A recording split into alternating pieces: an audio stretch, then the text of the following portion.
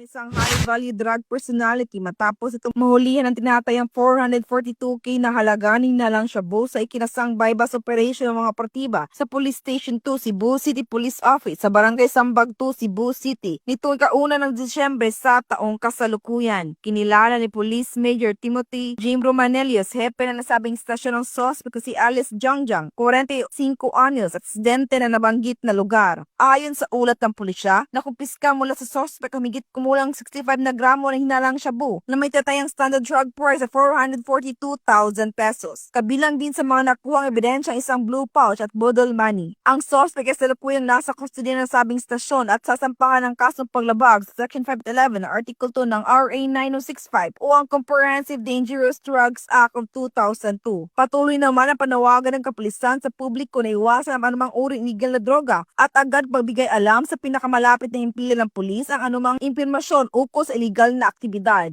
Mula dito sa Cebu City, ako ang inyong Police News Network Correspondent, Patrolwoman Annalyn N. Canog. Alagad ng batas, tagataguyod ng balitang pulis.